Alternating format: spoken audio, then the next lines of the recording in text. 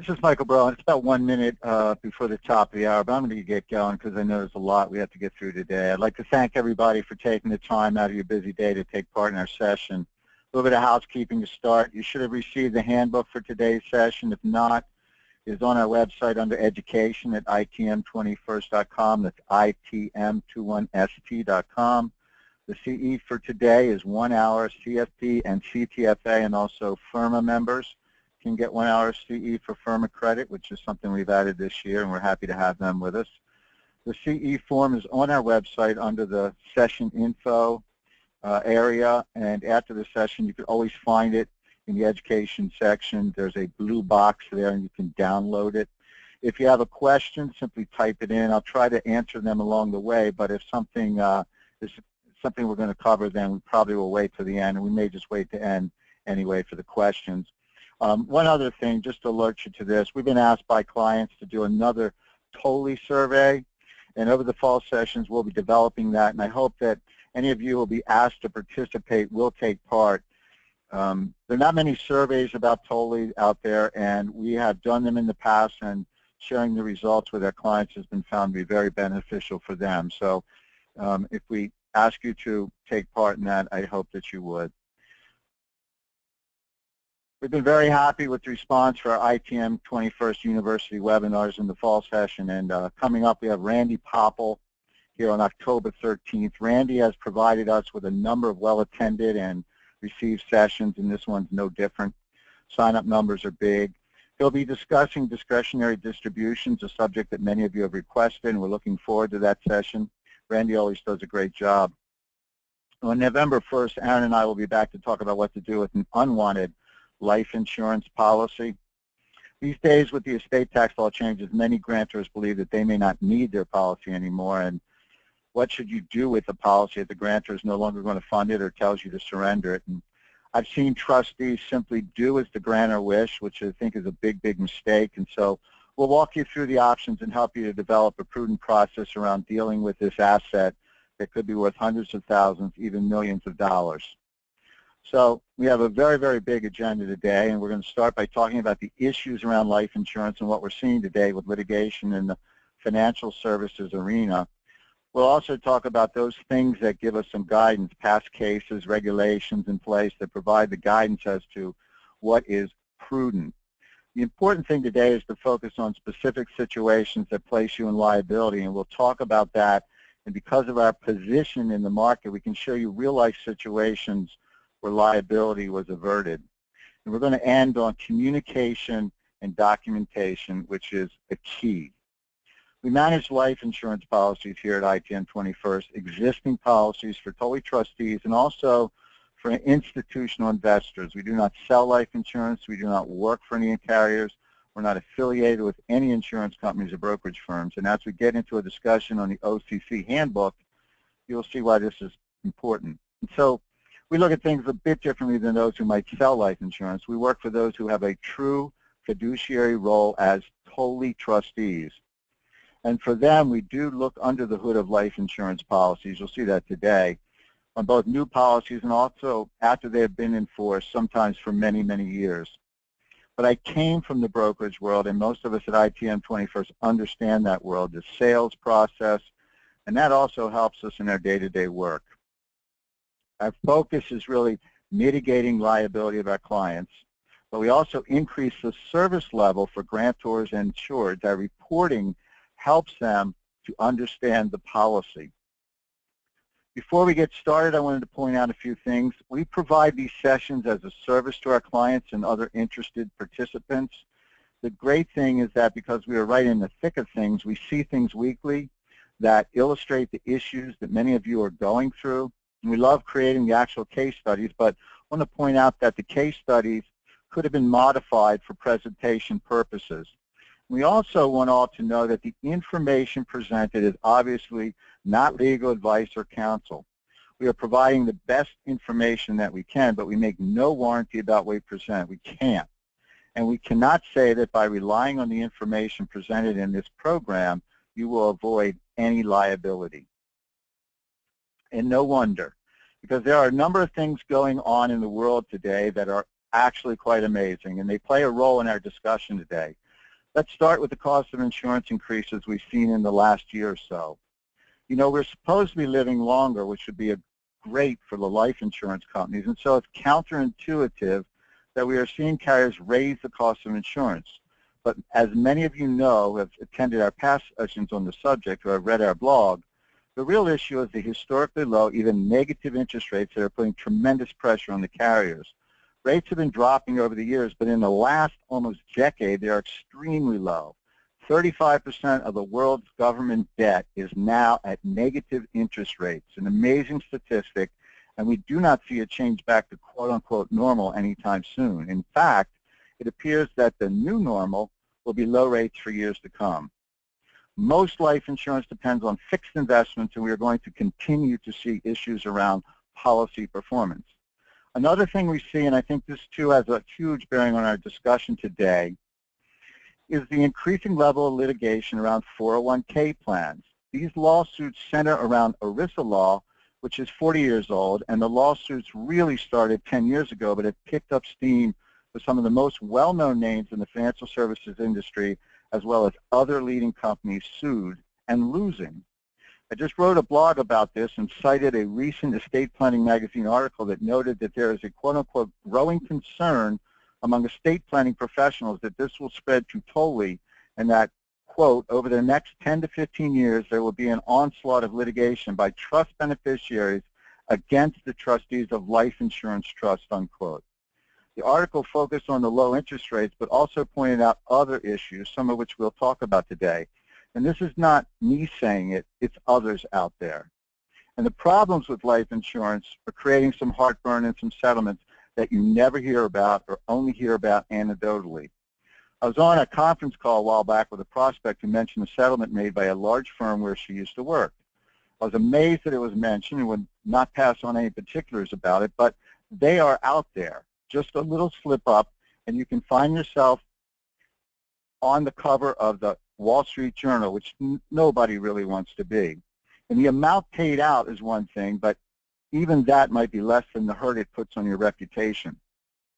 But the fact is, TOLI trustees are having trouble with policy issues. It is why we're doing this today. And because of the issues we mentioned so far, many issues like COI increase and low interest rates are out of our hands, and these issues will continue. So let's start with this. What is your responsibility to your client? If we want, we can look to a couple of areas for guidance.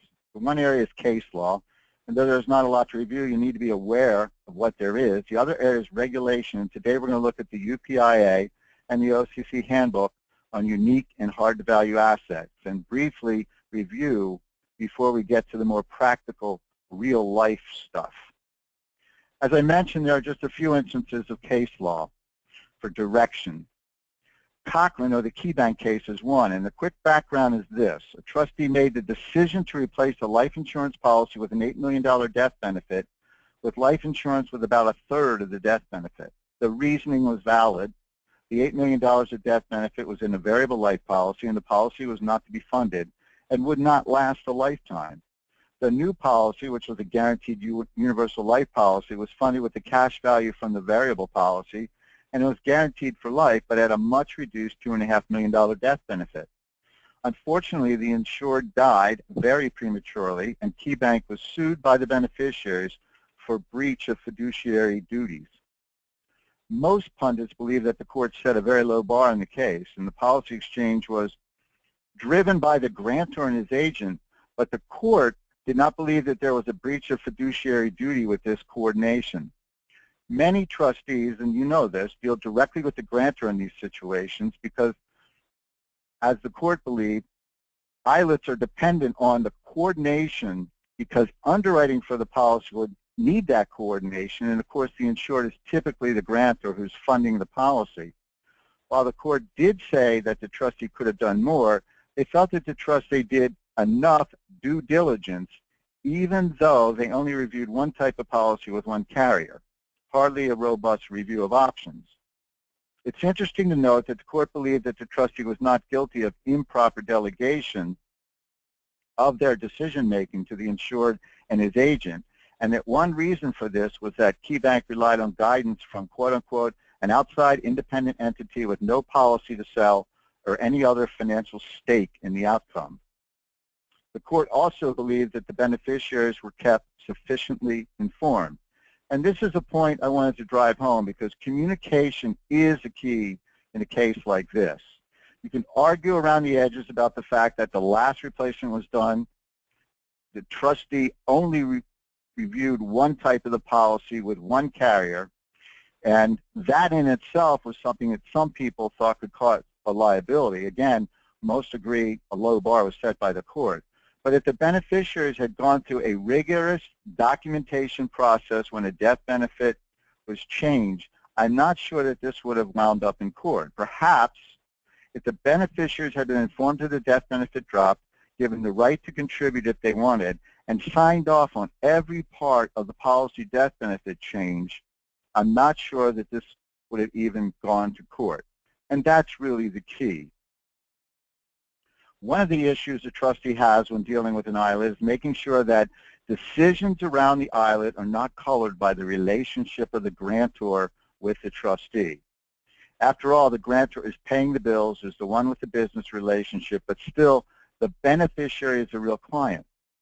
In Parody, we saw the court finding that the trustee was liable because, quote unquote, instead of evaluating what was in the best interest of the trust, the trustee evaluated whether he could please his long-term clients. While the trustee in this case was not a bank or trust company, the lesson should be learned by those in the corporate trust community.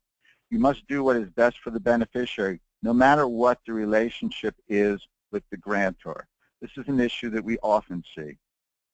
And the reason for this is because, as we learned in the Schwab case, it's not the grantor, but the beneficiary who can sue you anyway. The grantor of an irrevocable trust lacks the standing to even sue the trustee. And in the Rayford case, we learned that you cannot hide behind the trust document and use exculpatory language to help you if you do not administer the trust in good faith. This was a pretty amazing case, and if you read it, it's pretty much a blueprint for doing all things wrong. And if you do not do right by your client, the beneficiary, you're not going to be able to hide behind the exculpatory language. So we have court cases, not many, but some guidance, and we have some regulations to look to. The first is the Uniform Prudent Investor Act, or UPIA. It's a 20-year-old document that provides guidance for all trustees, including those managing life insurance. In Section 1 of the Prudent Investor Rule, it states that a trustee who invests and manages trust assets owes a duty to the beneficiaries of the trust to comply with the Prudent Investor Rule. Being prudent is making a reasonable decision based on facts and circumstances, and we will be discussing that throughout our session today. Section 2 deals with standard of care. You need to manage a life insurance policy as a prudent investor would, exercising reasonable care, skill, and caution. And that's pretty general stuff, and for life insurance, we'll be giving you some examples of how you might fail by not taking everything into consideration. Again, in Section 5, under loyalty, we will see the focus on the beneficiary. You must invest and manage the life insurance policy solely in the interest of the beneficiary. In Section 7, the UPIA speaks about only incurring costs that are appropriate and reasonable, and we will give you examples of where you might go afoul of this section. One of the keys to being compliant One of the keys of being compliant with the UPIA is that you make the best decision based on the facts and circumstances at the time the decision is made. And I want to stop here for a second because this is important. And for a trustee trying to mitigate liability, it is very important because you are not responsible for things outside of your control. If you make a prudent decision and based on facts and circumstances, you can provide the documentation that it was a prudent decision, you probably will not be liable for something occurring that you could not be made aware of. For example, you bring a current assumption universal life policy into your trust from a highly rated and respected carrier like Transamerica or Lincoln National or Voya, and somewhere down the road they raise the cost of insurance in the policy by 100%, causing the needed funding to skyrocket. Most would say you could not have predicted this, and they would not question your liability. But the flip side is, if you did nothing to alert the grantor about the issues around the policy when this occurred, and it has, a COI increase, then you might be liable, but at that point, for not managing the policy in the present. I want to emphasize that if you make a good decision and document it, you limit your liability down the road. I wrote about this in a blog over 3 years ago and have talked about it since when I attended a conference in West Point at a leadership workshop for life insurance stewards. This was discussed there, and the point was made by attendees who often deal with litigation on all levels. Many things outside of your control can affect an outcome, but if you are being accused of not living up to your TOLI duty, you had better be prepared to show the prudent practices that you employed. And this was the key driven home. The outcome can not always be completely controlled, but the process can. And if you are uncomfortable and you do not believe that you have a process in place or can put a process in place, the UPIA says you can delegate that responsibility to someone else. Many of the attendees on this call are subject to the oversight of the OCC, the Office of the Comptroller of the Currency. We have some attendees actually who are regulators for the OCC, and I think for this section we had 8 or 9 or so, and some state regulators also who signed up, which, by the way, we at ITM 21st think is great, and we would love to do more training for regulators, so we're glad that they're on the calls. But even if you're not subject to regulation by the OCC, the handbook provides fiduciary guidance. For example, it says bank fiduciaries are responsible for protecting and managing the life insurance policy for the benefit of the beneficiaries. Are you getting the drift on that? It goes on to say a bank fiduciary must understand each life insurance policy that the trust accepts or purchases, or the bank fiduciary must employ an advisor who is qualified, independent, objective, and not affiliated with an insurance company to prudently manage those assets. And I just want to mention this very quickly. Life insurance agents can be a great benefit. And as I said at the beginning, we're not affiliated with any life insurance brokerage firm. In fact, our employment contracts at ITM 21st preclude us from even selling life insurance. But we sometimes run into policy management firms that are really an offshoot of a life insurance brokerage firm. And they have their place, and you can decide that this is a good option for you. But we have made the decision that we will manage life insurance only. We will not make money selling policies. I'm not saying this to say anyone else is doing anything wrong, but that we are passing up income to do what we believe we have to do in order to truly be a non-biased policy management firm. It is who we are, and I believe it's what the OCC is calling for. One of the things about the OCC handbook, at least in my mind, is that it's not that precise. It does not tell you exactly what you have to do, and I'd be glad to have follow-up discussion with anyone on the call from the OCC about this. My email is on the handbook that you received, so anyone who wants to reach out to me can. But anyway, one item I find of interest references states that have recently passed legislation to limit the liability of bank fiduciaries in certain situations by rescinding requirements under state law to perform due diligence as a directed bank fiduciary. It goes on to say the OCC, however, continues to require bank fiduciaries to follow OCC regulations and to conduct annual investment reviews of all assets of each fiduciary account for which the bank has investment discretion. I just thought I would bring this up because responsibility in this type of situation is getting very gray in the marketplace. The OCC says the review should evaluate the financial health of the issuing insurance company, as well as whether the policy is performing as illustrated or whether replacement should be considered. There's a lot of nuance here, and again, there's not a lot of direction. There's a whole list of duties a TOLI trustee must follow, and they are listed in the handbook and include determining whether current premiums are sufficient to maintain the policy to maturity or to life expectancy, and evaluating the carrier's financial condition. And the bank fiduciary must evaluate the appropriateness of investments of any segregated account to support the cash values. The OCC recognizes that unique assets like life insurance require special expertise. Life insurance is not easy to manage. There are a lot of issues around life insurance, especially now in this low interest rate environment and with litigation all around us.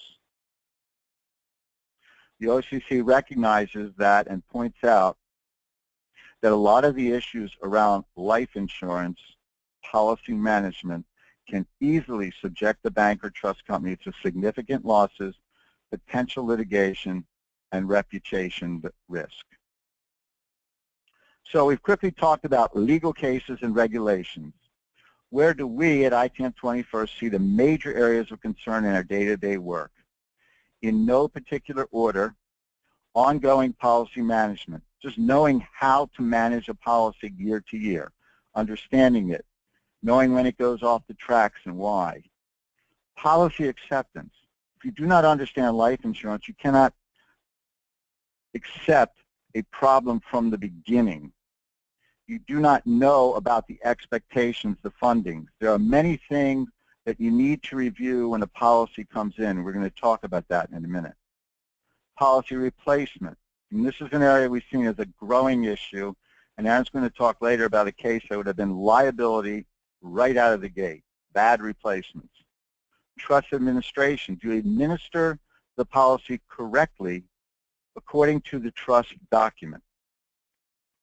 The simplest and easiest to understand liability is a policy lapse. It's the big concern for trustees out there, and presumably it's the easiest liability to manage. So we have seen trustees drop the ball. We'll talk about the liability with each type of life insurance in a second. You can lose a portion of the death benefit, and we will show you how in a bit. And if you do not pay a premium in full and correctly, you can lose a portion of the guarantee on a policy. We'll talk about this in a second, but now let me talk about loss of term conversion opportunity that led to a liability. And I heard this story years ago when I first got into this business. The trustee was not a client, thankfully. Term policies are typically used for a short period of time. Depending on the type of term policy, it might be 10, 15, 20 years or so. And then the premium spikes, and either the policies are dropped or replaced with a permanent policy. But there's a conversion option in a term policy that allows the policyholder to convert the policy to a permanent policy without going through underwriting. And this is crucial, especially if the client has a health issue, as the cost of permanent insurance skyrockets if a negative health occurs. But if you can convert the existing policy to another policy at the carrier at the same underwriting, you can possibly save money. This particular story is about a bank in the South where I live, where a trust client had a term policy and a health issue, and after he decided he needed permanent coverage, he realized he could have converted his term policy, but the trustee did not tell him of the option until it was too late. Long story short, the man and his attorney approached the bank and showed them he could have converted his term policy into a permanent policy with the same carrier for an annual premium of about $12,000, but because he did not have that opportunity, he had to go back to the market with his now poorer health and purchase a policy in the marketplace for approximately $20,000 of annual premium. His lawyer was there to tell the bank that the bank would pay the difference for the rest of the grantor's life. And guess what? They are.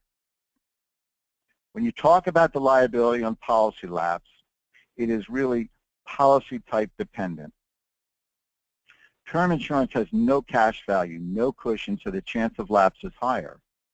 Whole life has a relatively low chance of lapse, but we'll show you two areas of liability you may not have necessarily thought of in a bit. Universal life policies, the current assumption UL policies that are the ones getting hit with the cost of insurance increases, tend to be slow bleeds, as interest rates and UL crediting rates have been falling for decades and now stand at all-time lows. These current assumption universal life policies, like variable life and index universal life policies, will not lapse until the cash value goes to zero. They are typically flexible premium products, and we call them cash value driven. Cash value goes to zero, policy lapses. Guaranteed universal life and term policies are more premium driven. As we mentioned, term probably carries the highest liability, but guaranteed universal life policies can lose their guarantees if you do not pay the policy premium in full and on time. We have never had a policy lapse that we're managing, knock on wood, but we were involved in 2 instances where we were brought in by trustees to try to remedy a policy lapse, and this is what I've learned. Number 1, if you allow a policy to lapse, move as fast as possible. Sometimes you want to see if a problem gets better. In this situation, believe me, it's not going to. So contact the carrier and explain your situation. Typically, you will have to get the insured to fill out a simple health form, and if it's okay with a premium check, you can put the policy back in force. I did have success on a case where we got a policy reinstated without the insured even knowing. The policy was part of an onboarding of a new client for one of our clients. And there was a divorce, an address change, his advisors were reviewing the policies before it got to our client.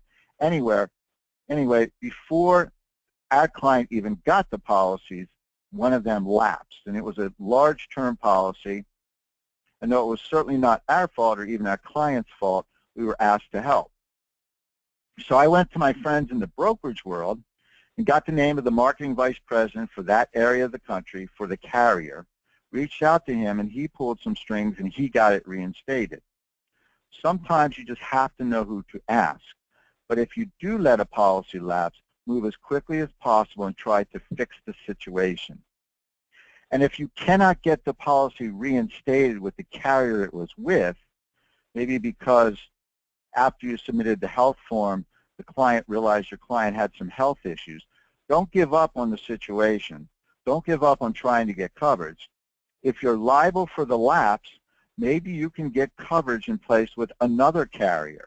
And it may cost more, you just have to pay the difference. But this is better than nothing.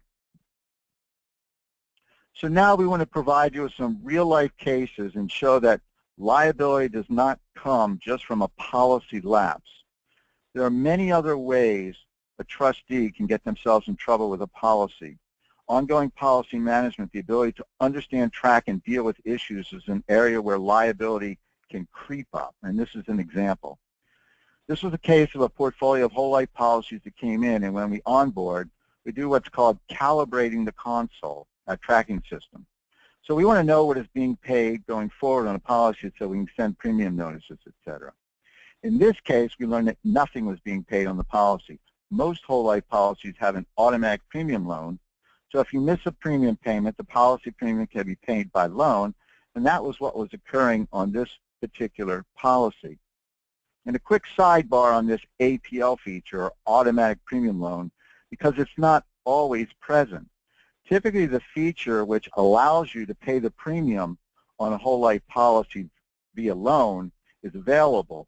But we have found that with some carriers, if it's not selected on the application, it will not be applied. And in that situation, if the policy does not have premium loan on it and no out-of-pocket premiums put into the policy can go into one of the non-forfeiture options, which are designed to make the policy owner get something of value out of the policy. But this can create an issue of liability for the trustee. There are 3 common non-forfeiture options. You can receive the cash surrender value. You can get extended term insurance, which means you get the full death benefit of the policy for a period of time determined by whatever cash is in the policy. Or you get a reduced paid-up policy, which is a contractually paid-up policy, which is great, but not for the entire amount of the policy death benefit, which is definitely not great.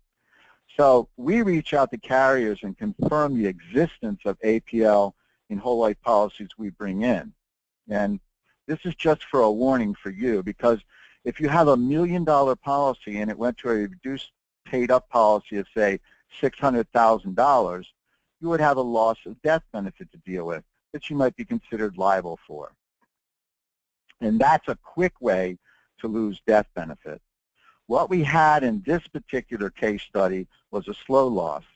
The original portfolio of 3 policies had a death benefit of about $1 million, but since no premium was being paid out of pocket, the APL or automatic premium loan was being triggered and the policy was accumulating debt. The grantor told our trust administrator in an email that the insurance company would be making the payment and that the policies he had were self-sustaining. So lots of times in these situations, we'll try to get all of the information possible, and the grantor told us to reach out to contact his agent. We found this to be a useful thing to do, to go back to the agent who sold the policies, and his agent, who was a $1 million roundtable producer, a pretty high level, told us he had a plan in place for the policies. But unfortunately, that plan was essentially to allow the policies to all be paid by automatic premium loan. And unfortunately, nobody had really explored what this meant to the long-term viability of the policies. And this information is in your handbook, the spreadsheet.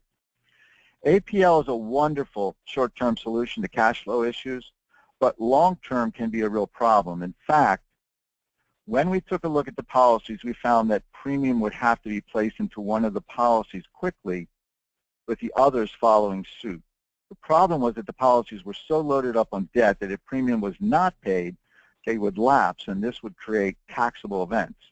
And as time goes on, the amount of contributions to the policies grow annually, that last column, the cumulative.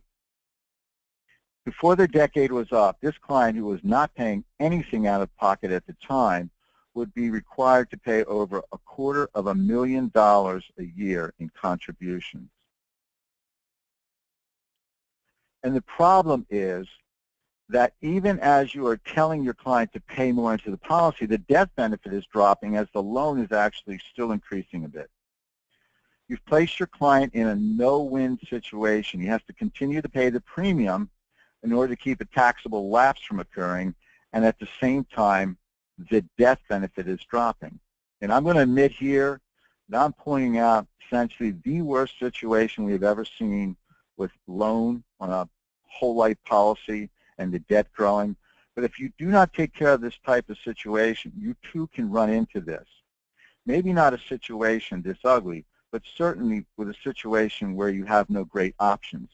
As you can see, eventually it's going to happen that the amount of cumulative premium put into the policy is actually going to grow greater than the death benefit than the trust would receive.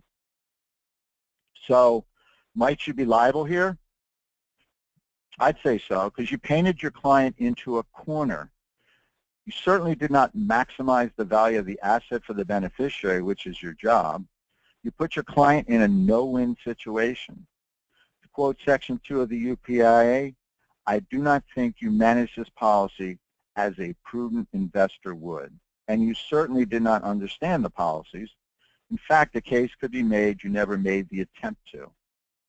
One of the things a good trustee has to do is anticipate issues. And if you have any loans on a policy, you must look ahead and do just that. Another time you have to understand a policy and look ahead is when you're bringing a policy in. You must understand whether or not the expectations around the policy make sense, whether they are achievable. So you must know those expectations. What is the premium committed? What is the rate of return assumed on the policy? And what will occur if you do not reach those expectations? And that could be a huge, huge variability in outcome. We're going to show you that in a second. And you as trustee need to be aware of the chances that a policy will succeed, and you need to list those issues around the policy that might not allow it to be successful. And you need to make sure that all of the individuals around the policy are aware of and understand and agree to the possible outcomes. What are the possible additional costs if the policy does not perform as expected? And do all individuals around that policy understand that?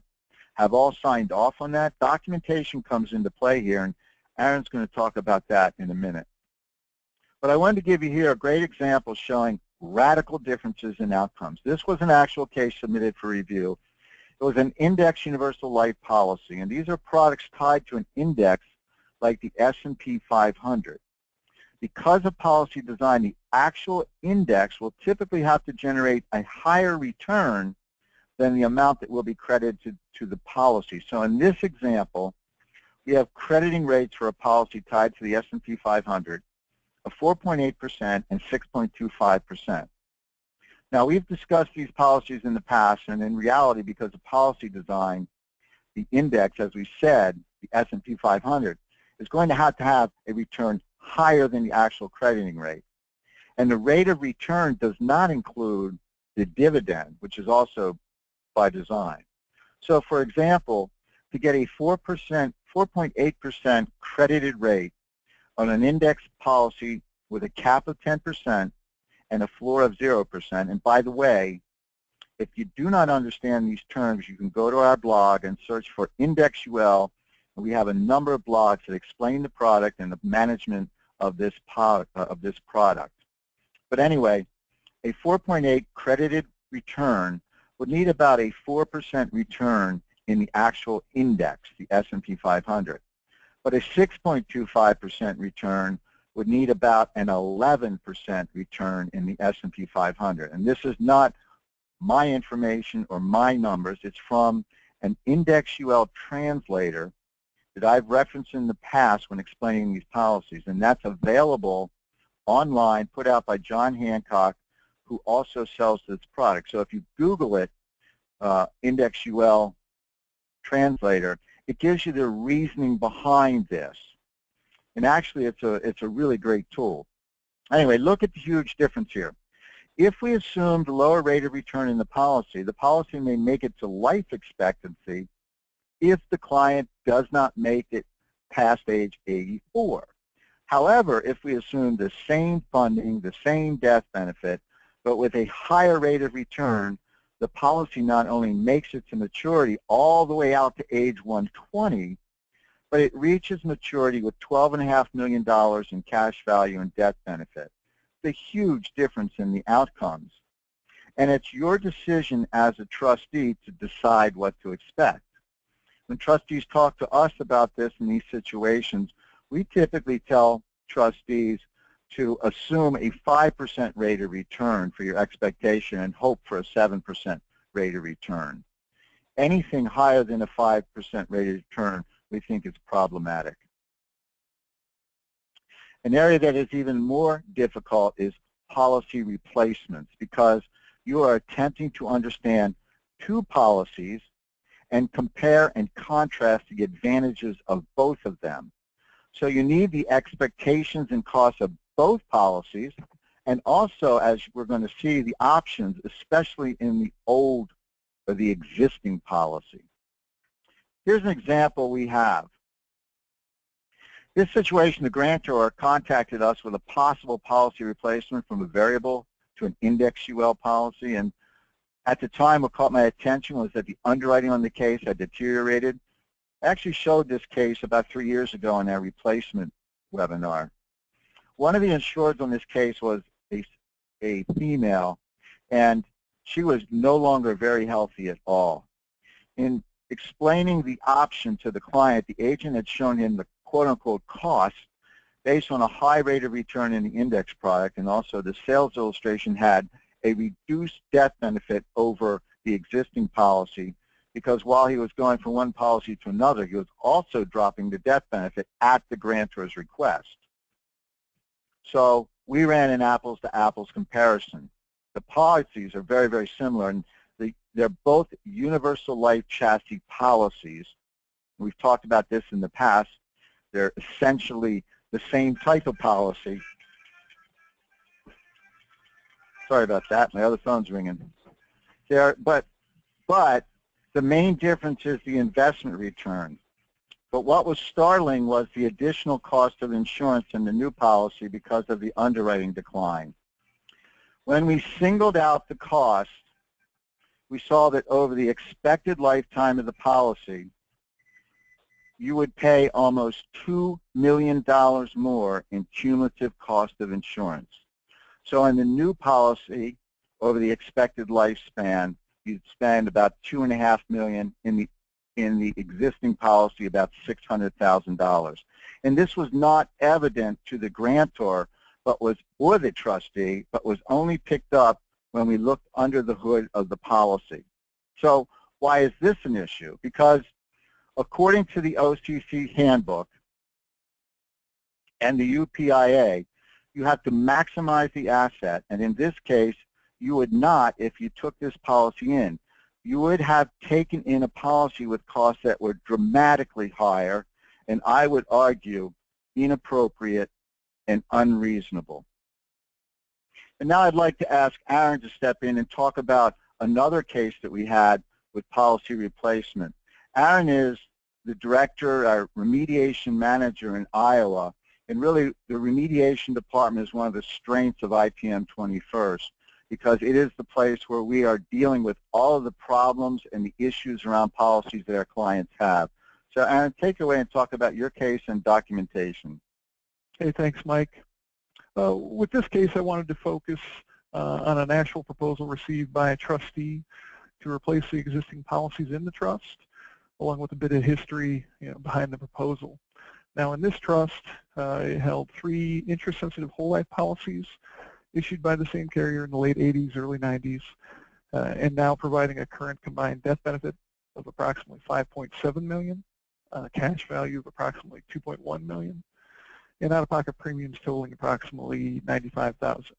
Now, the expectation when these policies were purchased years ago was they would ultimately pay for themselves using the excess interest credited, increase the cash value, and pay future premiums. Now, the interest-sensitive whole lives and the excess credited function similar to how a dividend would on a standard whole life policy, using to increase cash values and pay premium.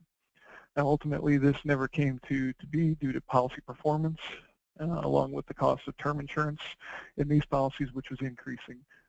Now, the grantors had grown tired of paying these increasing premiums, which is fairly common. We hear quite often. And this started for them approximately 10 years ago, and now where they were facing another increase in the premium.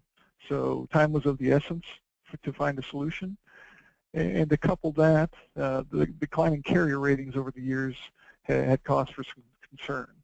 So these grantors advisors came with a new policy proposal, which would eliminate future premiums, as well as increasing the carrier rating.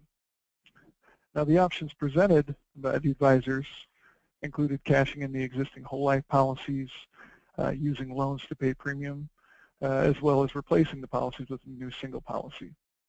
Now, with the upcoming premiums due, and forced with either paying the premiums with cash or using policy loans, the proposal was presented to replace the policies with an indexed universal policy providing approximately $3 million in death benefit, assuming just the 1035 exchange was used to fund the policy with no additional out-of-pocket premium required.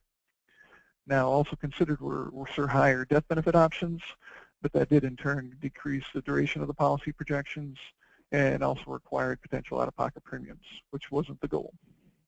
Now, based on the assumed underwriting used in this sales illustration, also assuming the current non-guaranteed costs and the cash allocated into the fixed account, which was the crediting 3%, which was also the guaranteed crediting rate, no additional out-of-pocket premiums would be required, with the policy continuing on to maturity age 120. Now, this in theory saw the need for additional premium payments while also improving the underlying life insurance carrier rating. Now, due to some health issues that came to light during the underwriting, the carrier came back with a rated offer, which in turn decreased the projections, changing the duration of the policy from age 120 down to age 92, based on the same 1035 exchange amount and no additional premiums. But now they're faced with additional premium that's going to be required at age 92 to keep this in force. This was not questioned, and the policy was issued with the 1035 exchange paperwork completed and processed. Now, what was not discussed in detail during this transaction were the options with the existing policies to change to paid up.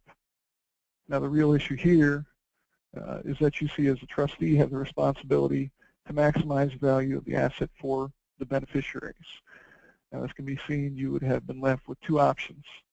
a guaranteed $3.9 million death benefit in the reconfigured existing portfolio, which would be contractually guaranteed with no additional premium required, or almost $1 million less in a portfolio that was not guaranteed and could possibly only run to age 92.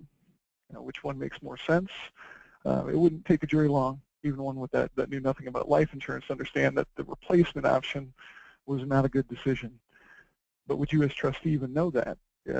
Exploring these existing options that you may or not know even exist, and this is your job. Now, as far as documentation, what should have been done prior to moving forward with the proposed replacement? Now, the documentation and communication are the vital things, and the goal here is transparency. So with that, the pre-acceptance review, a review should have been completed, going over the existing policies and presented to all, showing all available options. This review would have memorialized, one, the existing policy projections, including the projected future premiums needed to maintain that current $5.7 million death benefit. Two, the proposed decrease in death benefit from 5.7 down to 3 million. Three, the underwriting change of the new policy offer received, decreasing the projections to age 92 based on current non-guaranteed assumptions and no additional premium. Four, the need for additional premium at age 92 based on current non-guaranteed assumptions. Five, the option to change these existing policies to paid up, which would have resulted in a combined paid up death benefit of approximately 3.9 million with no additional premium required, with the policies fully endowing at maturity age 100, and then also with no risk of a premium call in later years. And then six, required sign-offs from all parties, and most importantly, the beneficiaries of the trust, to acknowledge their understanding of the proposed exchange and allow for further discussion as needed. With the change in the underwriting offer, due to the insured's health, this would have been an opportune time to even discuss whether a death benefit decrease was prudent. Life expectancy report would have been provided, or should have been asked for, and just to review and warrant further discussion. Now, as far as documentation and limiting liability, there are several areas where we focus on documentation. One is the policy pre-acceptance review. Two would be for policy non-performance issues or poorly rated policies. Three, pending policy lapses or lapse confirmations. Four would be term conversions, level period expirations. Five, death benefit reductions or reduction requests. And six would be surrender requests. Now, with the policy pre-acceptance reviews, these would cover new non-replacement or existing policies being added to the trust. And for replacement situations, this would cover the new policy replacing the existing policy and all available existing policy options like we just mentioned in this last example. Now, part of this documentation for pre-acceptance reviews would include an agent form and a statement of understanding, which outlines the caveats and options available, and this would require the agent to sign to acknowledge, as well as the grantors.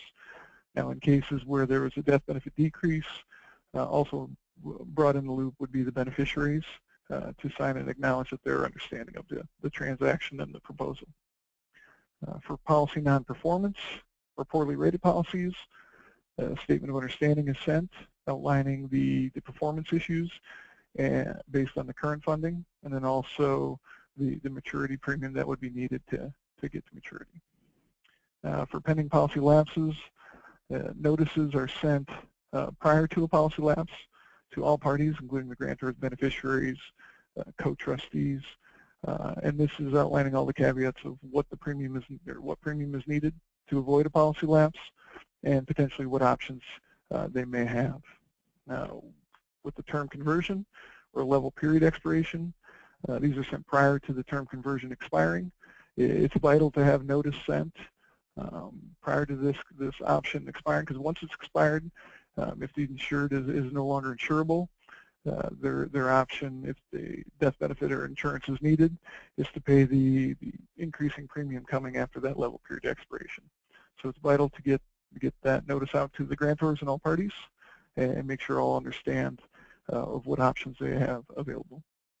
For death benefit reductions, the statement of understanding is sent to the grantors with available options, and if decision is made to proceed with the death benefit reduction, the beneficiaries are also sent notices and information to acknowledge that prior to any decrease being authorized by the trustee.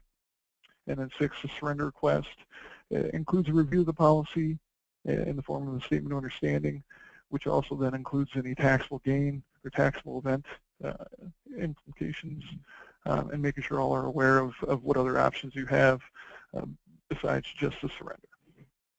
Now, the documentation and communication is the main key to really avoiding litigation in the future.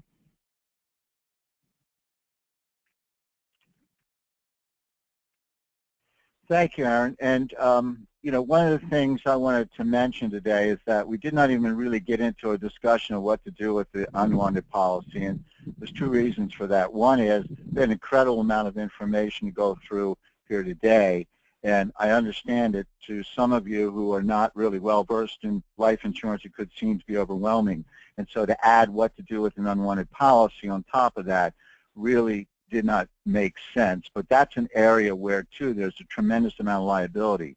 We decided to have a follow-up webinar that focused just on that because Aaron in remediation is seeing more and more people who are either reducing the death benefit or telling the trustee to surrender a policy, and we're seeing trustees in the marketplace surrender life insurance policies without a full understanding of what that means or how to maximize the value of that asset.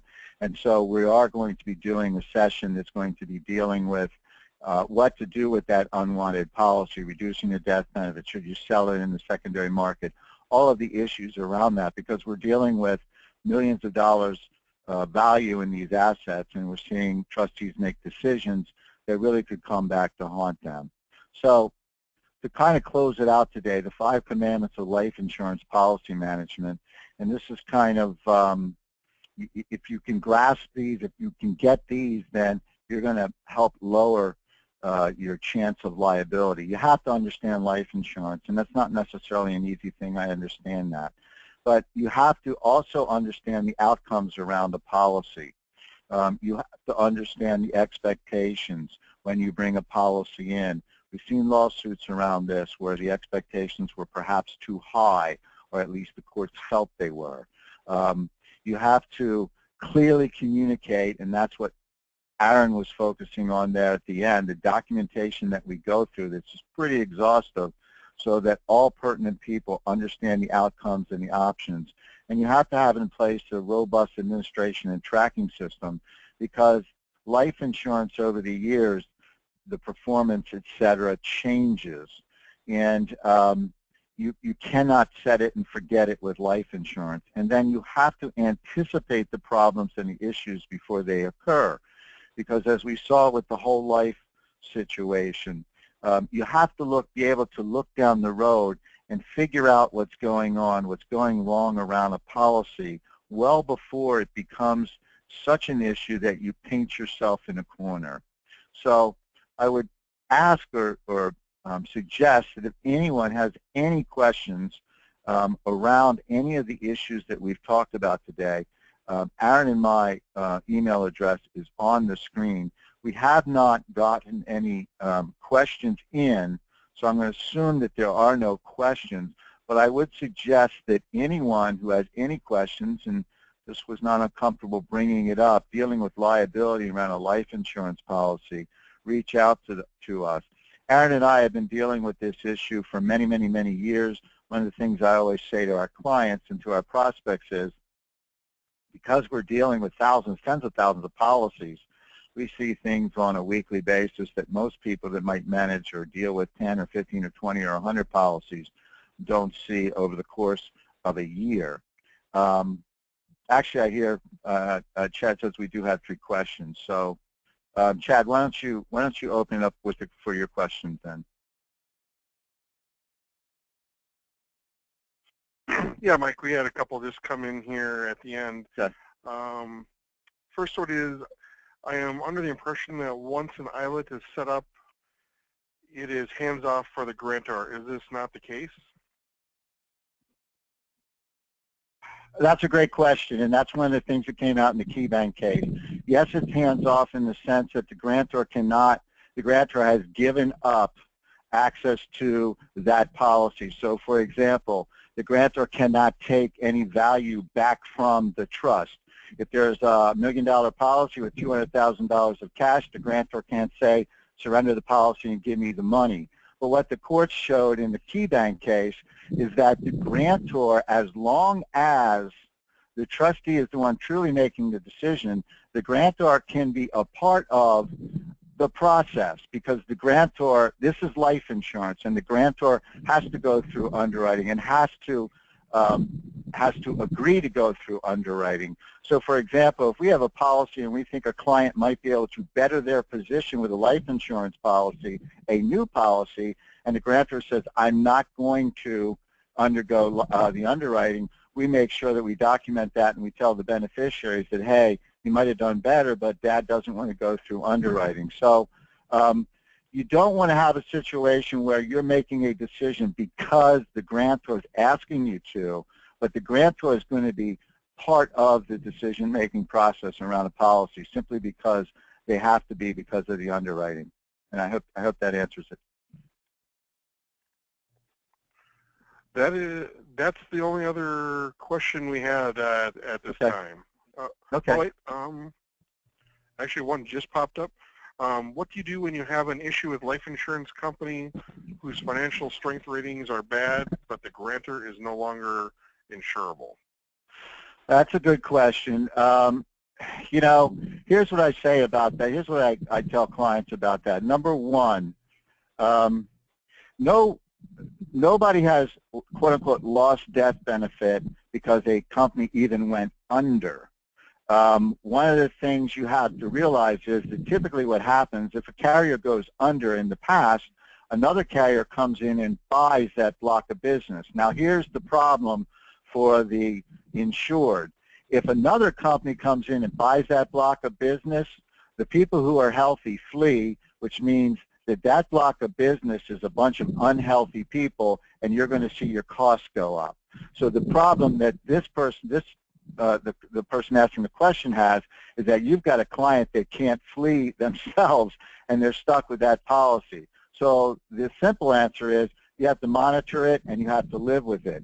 But if the flip side is you have a healthy client, what I tell clients is I would go back to the marketplace, see what you could purchase in the marketplace, compare that to the carrier that you now have with an unhealthy financial situation, and then compare the difference. In other words, if I had a low-rated carrier, but I had $100 million or $1 million of death benefit, and I could take that cash and only buy $500,000 of death benefit with a more highly rated company, I would have to weigh that, which one makes sense. But the one thing that I would say is carriers in the past, you have not lost your death benefit. All right, and I think I got the two last questions here for you, Mike. Okay. Last one is an insurance license required by a trustee of an ILIT? And I believe the second half of the question is a corporate trustee or an individual. And then I have one more question. Is an insurance license? No, an insurance license is only for someone who is selling life insurance, so a trustee does not need it. As a matter of fact, although I am a CFP and a CLU, I no longer am insurance licensed because, like I said, we are precluded from even selling life insurance, so I don't sell life insurance at all. Some people will maintain their life insurance license, but no, a trustee does not need to have a life insurance license in order to be a trustee. Okay, and our last question for today is, how often do you tend to see, especially in community bank trust debts, where the bank is the trustee and they simply just do a basic analysis of the insurance company's strength and do not look at the policies themselves or even order an in-force illustration? How do you qualify and quantify the liability to the trustee? Well, I would say the liability is huge, especially with what's going on in the world today. You know, life insurance was a very reliable, steady type of product. But what happened was our parents' life insurance, whole life insurance, there were issues with that because of the dividend drop. And now, because of the low interest rate environment and because of the cost of insurance increases, if you're not monitoring your policy on an annual basis, you're setting yourself up for liability. We've seen premium increases in the last year, or I shouldn't say premium, it's really contribution increases. Premium can be whatever you want it to be, but actual cost within the policy go up by 100, 200, 500, 600%. So if you're not tracking your policies on a annual basis, if you are liable for that policy, then you're setting yourself up for a very bad situation. Not to mention the fact that if it's a variable life contract, you got asset allocation issues, and so I don't see that because I'm working with people that are working with us, but I have run into that in the marketplace where people have kind of a cavalier attitude around the management of the policy. And our joke, Aaron and my joke, is that when this is all over, we're gonna just go out and hire lawyers and sue people like that because it's so easy. You have to manage these policies actively. That's just the way it is. And if you don't, you're going to wind up with litigation. There's no doubt about it. Thank you, Chad, for the questions. And again, our email address is on the screen. I would welcome emails from anyone who has any additional questions or comments. I appreciate everybody being on the call. Our next webinar is on discretionary distributions. We've had a great sign up for that. Almost 300 people signed up for that session. And then Aaron and I will be back with another session where we talk about dealing with these unwanted policies. I appreciate everybody taking the time today, and thank you again.